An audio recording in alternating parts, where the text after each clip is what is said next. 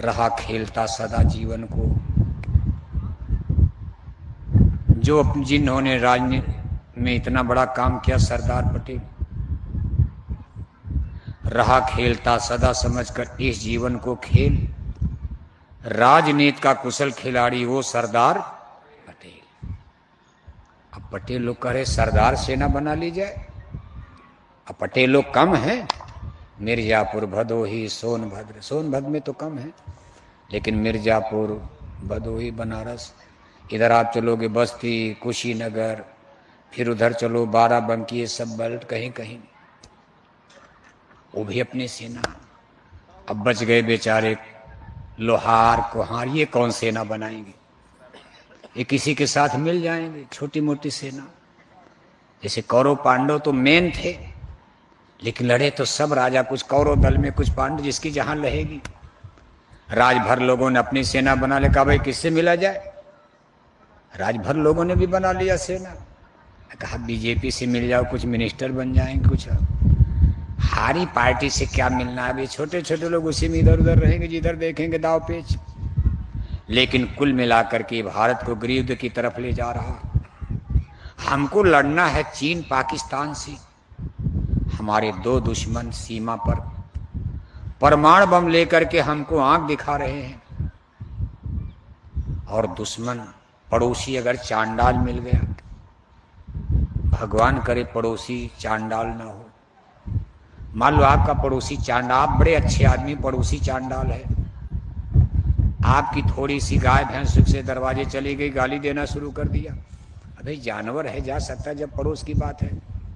उसके दरवाजे जाएगा, खेत में भी जा सकता, और बात बात में गाली देने लगा। आपके बच्चे गेंद खेल रहे हैं, क्रिकेट खेल रहे हैं, गेंदा उसके दरवाजे चला गया, बस गाली देना शुरू, बच्चे को तमाचा मार दिया। आप झाड़ू लगा रहे, उसके दरवाजे थोड़ी धूल चली गई, सट सट गाली देना शुरू, उसको झगड़े करना। कब तक बचोगे आप? आप साधु हो, सज्जन हो, लेकिन जब एकदम हद, एक दिन लाठी निकल जाएगी। ऐसे भारत तो बचना चाहता, लेकिन किस्मत धोखा दे रही है।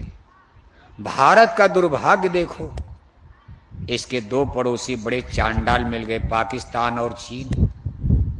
और खतरा क्या है? दोनों के पास परमाणु बम है। चीन और पाकिस्तान का मिला दिया जाए तो भारत से बहुत ज्यादा परमाणु बम उनके पास। परमाणु बम तो भारत के भी पास, लेकिन चीन और पाकिस्तान का अगर मिला दिया जाए, और दोनों में पटती है, चीन और पाकिस्तान में पटती, दोनों भारत के दुश्मन हैं। इसलिए देश की स्थिति, और हम यहां यादव ठाकुर हरिजन ब्राह्मण लड़ने जा रहे हो। जातियों की सेनाएं क्यों बना रहे हो? ये सेना बनाने की क्या जरूरत पड़ गई? मिलिट्री में, फौज में भेज दो जिसको कमाल करना है। चीन से लड़ना है, पाकिस्तान से लड़ना, और हम आपस में जाति के नाम पर लड़ जाएंगे, भारत एक बार फिर गुलाम हो जाएगा। दुश्मन की सेना दिल्ली पर कब्जा कर लेगा, आपस में लड़ जाओगे आप। इसलिए गृह युद्ध, घर की लड़ाई बड़ी खतरनाक होती। दुश्मन से लड़ना तो आसान है, लेकिन जब सास बहू का झगड़ा होता, बुद्धि काम करती है। गांव की पंचायत आप तोड़ते हो, अब आपके घर में सास बहू का झगड़ा हो गया, आपकी पगड़ी झुक गई, चुपचाप ऐसे बैठ के टुकुर टुकुर बुढ़िया को बहू गाली दे रही, बुढ़िया बहू से भिड़ रही, आप क्या बोलोगे? वहां भाई भाई से घर में झगड़ा हो गया, आपकी अकल बकल खत्म हो जाती। दूसरे को समझा दोगे, लेकिन चाचा भतीजा का झगड़ा, घर का झगड़ा अपने कुल वंश का नाश कर देता। इसलिए गृह युद्ध, घर की लड़ाई बड़ी खतरनाक है। अभी तो हिंदू मुसलमान में आपको कुछ, लेकिन जब हिंदू मुसलमान का मैटर खत्म होगा तो यादव ठाकुर हरिजन ब्राह्मण। और इसके पीछे झगड़ा किस बात का है? लालच। लालच, दिल्ली की गद्दी मिल जाए, लखनऊ की मिल जाए, हमारे एमपी हो जाए, हमारे सब एमपी बनोगे। अरे बनेंगे तो दो चार, जो बनेगा उसका घर आबाद, बाकी तो ऐसा। बाकी लोग तो न कोई नौकरी न कोई चाकरी, बस झंडा उड़ाते रहो। बाकी लोगों को क्या मिलेगा? मान लो आप ही की बिरादरी का कोई बन जाए तो उसकी तो कोठी बन जाएगी भदोही में, आपको क्या मिलेगा? वो तो MP MLA बन जाएंगे, बना लेंगे, लेकिन क्या सबकी कोठी बन जाएगी भदोही में, बंबई में, दिल्ली में? इसलिए ये सिद्धांत ठीक नहीं है। आखिर राजा तो एक ही बनेगा, फिर इसमें इतना संघर्ष, वोट का जमाना, अपने अपने तरीके से चलो आप। लेकिन ये सेनाएं क्यों बना रहे हो जाति धर्म के नाम पर? तो देखो भगवान राम की, भगवान राम का रामा दल जीत गया और रावण दल हार गया। लेकिन ये सेना जो बनी थी, धर्म और धर्म, नैतिक और अनैतिक के आधार पर बनी थी। ये जाति के नाम पर नहीं बनी, धर्म तो एक ही था। एक धर्म था, एक अधर्म था, एक नैतिक था, एक अनैतिक था, एक पाप था, एक पुण्य था, एक तरफ सत्य था, एक तरफ असत्य था। सत्य में जयते, धर्म में जयते, जिधर सत्य था उधर विजय हो गई। इसलिए जीतेगा भाई, जीतेगा। हे बच्चा पानी मत पिलाओ, बैठो बैठो बैठो। अरे नवरात्रि में लोग 9 दिन पानी नहीं पीते, क्या मर जाते हैं? अब 2 घंटा पानी तो सब पानी मांगेंगे, सबको प्यास, हमको भी तो लगी है। अब सब उसी में पानी पीते रह जाओगे, बात बिगड़ जाएगी। जीतेगा भाई, जीतेगा। शाकाहारी हारेगा भाई, हारेगा। जय गुरुदेव मिशन इसी का संकेत कर रहा। जिस समय धर्म और अधर्म का फाइनल होगा, एक तरफ शाकाहारी, एक तरफ, लेकिन अब की तरफ तरफ नहीं होगा। मांसाहारी मांसाहारी भिड़ जाएंगे। शाकाहारी लोगों को बस प्रचार करके चुपचाप खड़े हो जाना। जैसे भगवान के ने महाभारत में कहा, मैं हथियार नहीं उठाऊंगा। हे अर्जुन, मैं तुम्हारे साथ तो रहूंगा। रामा अवतार में तो खुद धनुष बाण चढ़ा दिया, लेकिन अब द्वापर में आए तो कहा, भाई देखो अब कि मैं मारूंगा नहीं, मैं अपने हाथ से किसी का वध नहीं करूंगा। अर्जुन, मारना सबको तुमको, लेकिन तुम्हारे अंदर मैं प्रवेश करूंगा, ताकत मैं दूंगा, शक्ति मैं दूंगा। लेकिन कलयुग में कहा, मैं रथ भी नहीं हाँकूंगा। कहा, मांस मछली अंडा दारू यदि ना छोड़वा भाई, देशवा विदेशवा में हो जाई लड़ाई। मांस खोर मरिये हिंदू मुस्लिम और क्रिस्तान हो, बदली जाई दुनिया, बदली हिंदुस्तान तो बदली जाई। इसलिए अब की बार धर्म का परिवर्तन अलग किस्म का होगा। अब आप इसमें राम को खोजने लगोगे, कृष्ण को खोजने लगोगे, धोखा हो जाएगा। कहीं राम दिखाई ही नहीं देंगे, न कहीं आपको कृष्ण दिखाई देंगे, क्योंकि कलयुग संतों का युग है। एग्रीमेंट हो चुका है। सतयुग त्रेता द्वापर माही, तीनों युग जीव थोड़े जाही। चौथा युग जब कलयुग आई, तब हम आपन अंश पठाई। ये कलयुग संतों का युग है। मोक्ष और मुक्ति का नाम कमाई, शब्द कमाई का भेद। सतयुग त्रेता द्वापर बीता, कोई जानी शब्द की रीता। कलयुग में स्वामी दया विचारी, प्रगट करके शब्द पुकारी, नाम का भेद। नाम बहुत बड़ी चीज है। कहाँ लग करो मैं नाम बढ़ाई, राम न सकें नाम गुन गाई। ये कलयुग में नाम प्रकट हो गया।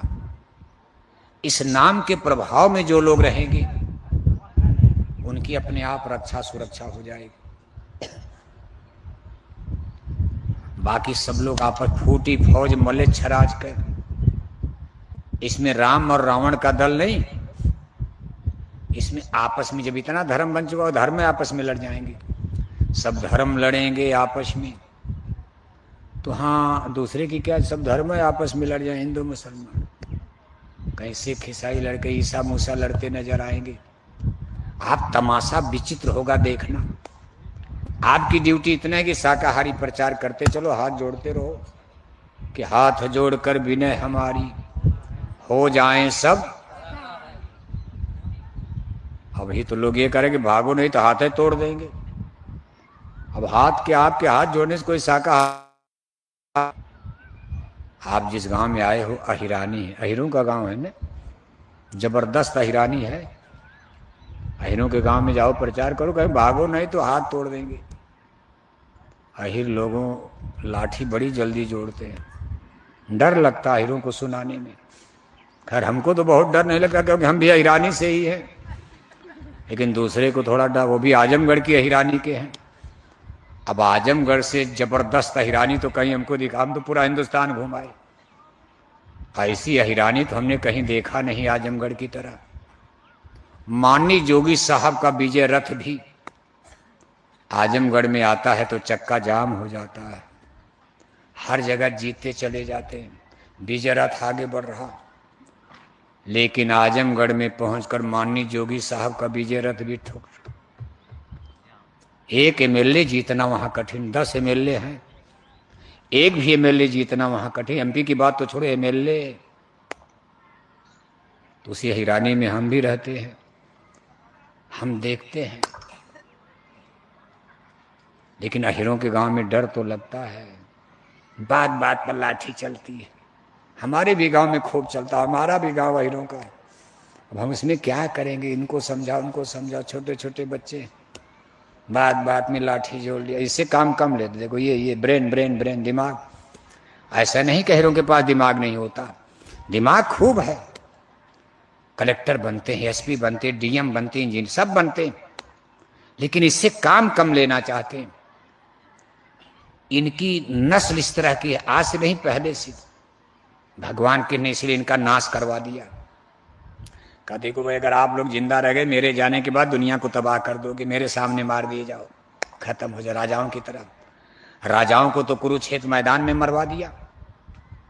इसके बाद अहिराओं को, नारायणी सेना को द्वारकापुरी में आपस में लड़ा के यादव लड़ गए, और ये सब भगवान के ने करवा दिया। कहा आप लोग दुनिया को तबाह कर डालोगे। इतना मरने के बाद फिर भी देखो, आज भी यादव लोग अपनी लाठी, आज भी डर लगता। जहां ईरानी थोड़ी जबर है ना, वहां धर्म वरम की बात सुनाने में, प्रचार उचार करने में कहीं कहीं हम लोग बोरे फाड़ देते थे।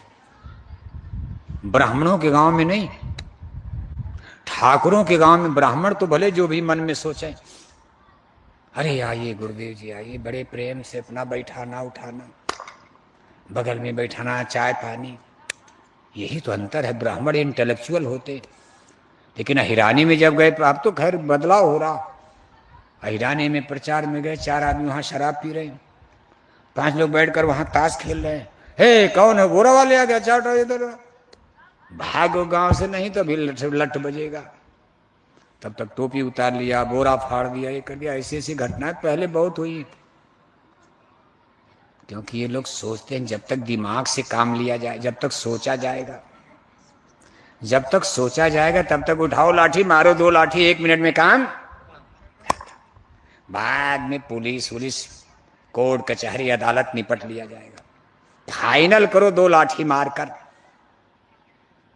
इसलिए यादव वो जाती है जो लाठी जोड़ने में वो। खैर अब तो परिवर्तन हो रहा। इसलिए भारत की तमाम हिंदू जातियां आज भी यादवों से घबराती हैं।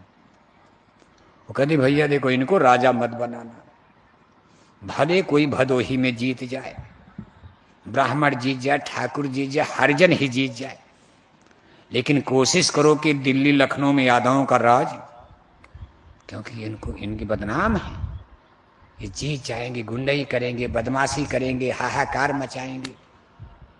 पुलिस दरोगा क्या करेगा, इनका लाठी खुद बजाएंगे गांव में। और ये कलंक लग चुका है, मिटाना है।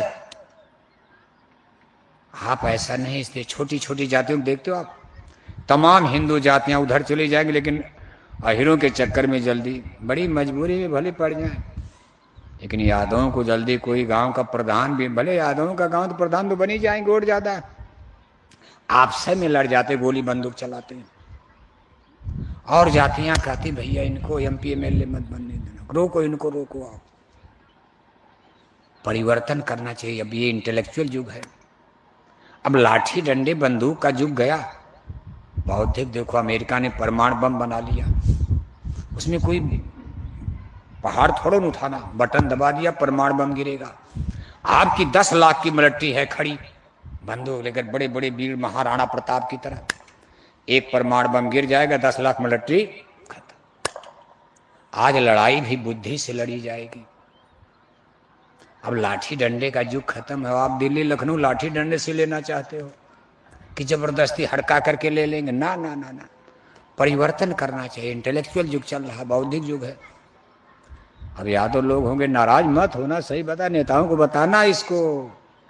अब वो समय गया। और भगवान राम को गाली देकर 2-4 एमपी जो वो भी हार जाओगे आप, ये भी हम आपको बता रहे हैं।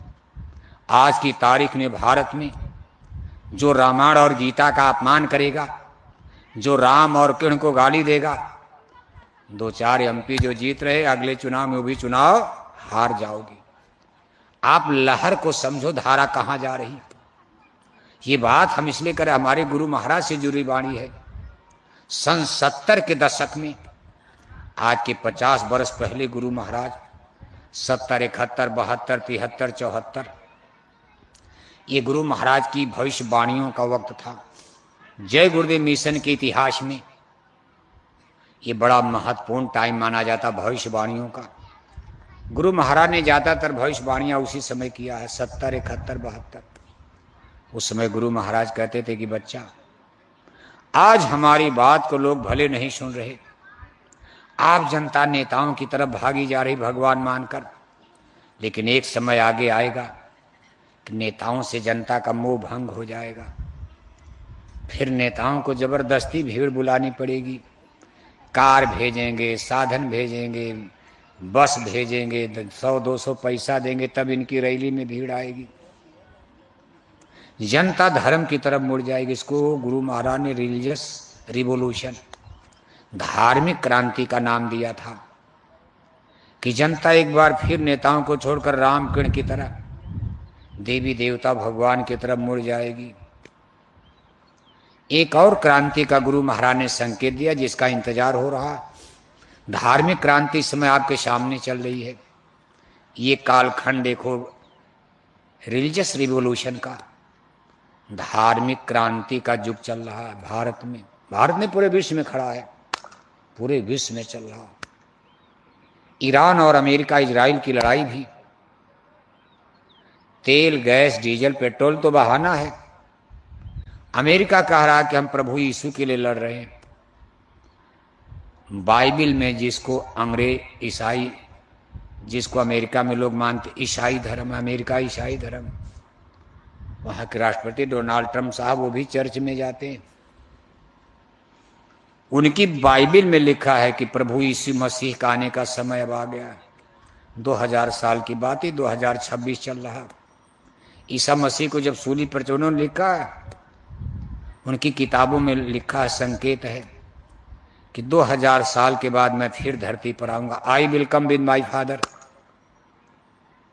अब अमेरिका ऐसा देश जिसके जहाज चंदा मामा पर जा रहे, जिस अमेरिका ने सबसे पहले परमाणु बम बनाया, इतने बड़े देश अमेरिका के राष्ट्रपति, सुपर पावर दुनिया का, और वो लोग कह रहे हैं कि हम प्रभु यीशु मसीह के लिए लड़ रहे हैं। डीजल पेट्रोल के लिए नहीं, प्रभु यीशु मसीह के लिए। ईरान जो शिया मुस्लिम देश है, शिया, मुसलमानों में भी झगड़ा, शिया सुन्नी, वो तमाम 72 फिरका, उनका भी मसला समझ में 72 फिरका बना। मुसलमानों में ही हिंदुओं से झगड़ा होगा, एक हो जाएंगे, फिर आपस में लड़ते शिया सुन्नी। अब देखो सऊदी अरब सुन्नियों का देश है, कुवैत, दुबई, कतर, ये जितने देश देख रहे हो, सऊदी अरब वगैरह सब ईसाई देश। ईरान जो है शिया देश है और वो सब सुन्नी देश हैं। अब उनकी किताबों में लिखा है कि आखिर में हजरत इमाम मेहदी हजरत इमाम मेहदी जब आएंगे तो पूरी दुनिया पर मुसलमानों का राज हो जाएगा।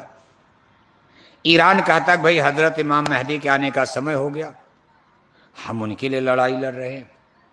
इजराइल कहता है कि हमारी भी किताब में लिखा है कि जब इजराइल पर दुश्मन आक्रमण करेंगे, एक मसीहा जन्म लेंगे, इजराइल को बचाएंगे, हम उनके लिए लड़ाई लड़ रहे हैं। भारत के लोग कहते हैं कि हमारी किताबों में लिखा निष्कलंकी अवतार होने वाला, निष्कलंक भगवान का अवतार होने वाला, हम उनकी इंतजारी कर रहे हैं। सिखों की किताबों में लिखा है कि दिल्ली तखत पर बहेगी वाहिगुरु की फौज, फतेह दिला में शीश पर बड़ी करेंगे मौज, उदय अस्त जहाँ लग याकी बचे न कोई, बनेरी आया सागरी धरती ऊपर जी। कभी गुरु नानक जी महाराज ने कहा हम हूं तो फिर आई वैधारम मनुष्य शरीर, कहा 400-500 साल बीतने के बाद हम फिर धरती पर जन्म लेंगे। तो दुनिया के सभी धर्मों की किताबों में कुछ लिखा है और सब लोग देखो उसके लिए वो समय आ गया। सबका समय एक ही बता रहा। ईसाइयों की बाइबिल कह रही 2000 साल बीत गया, मुसलमानों की किताबों में लिखा 1400 साल 14वीं सदी बीत गई। गुरु नानक ने कहा 400-500 वो भी समय आ गया। निष्कलंक भगवान का अवतार 5000 बरस कलयुग जाने के बाद वो भी समय आ गया, कलयुग 5000 साल बीत गया। सारी किताबें एक ही जगह आके खड़ी हो गई। इसलिए सारी दुनिया में रिलीजियस रिवॉल्यूशन, धार्मिक क्रांति खड़ी हो गई। पहले तो लोग कहते थे नहीं नहीं भाई हम लोग कम्युनिस्ट बनेंगे, सोशलिस्ट बनेंगे, डेमोक्रेट बनेंगे, रिपब्लिकन बनेंगे, समाजवादी विचारधारा, साम्यवादी विचारधारा, समता की विचारधारा। और बनते बनते अमेरिका ऐसा देश धर्म पर आकर खड़ा हो गया। संसार की सबसे बड़ी सुपर पावर आज अमेरिका धर्म के नाम पर युद्ध में आ गया। दुनिया का इतना बड़ा साम्यवादी देश रूस, साम्यवाद की बात करते करते 14 टुकड़ों में बट गया। और आज वहां के राष्ट्रपति मिस्टर पुतिन साहब, वो भी देखो चर्च में सुबह शाम जाके मत्था पटक रहे हैं, भगवान हमको विजय दे दो। यूक्रेन से लड़ रहे हैं, छोटा देश यूक्रेन से उनका युद्ध हो रहा, वो भी चर्च में जाकर पूजा कर रहे, गॉड की प्रेयर के हमारा लड़ाई में जीत जाए। यानी परमाणु बम बंदूक उंदूक अब सब भगवान की शरण में जा रहे हैं। आपने मोबाइल में देखा होगा कि अमेरिका में डोनाल्ड ट्रंप के लिए चर्च के पुजारी लोग उनको बैठा करके सर पर हाथ रख करके फूल माला लेकर उनके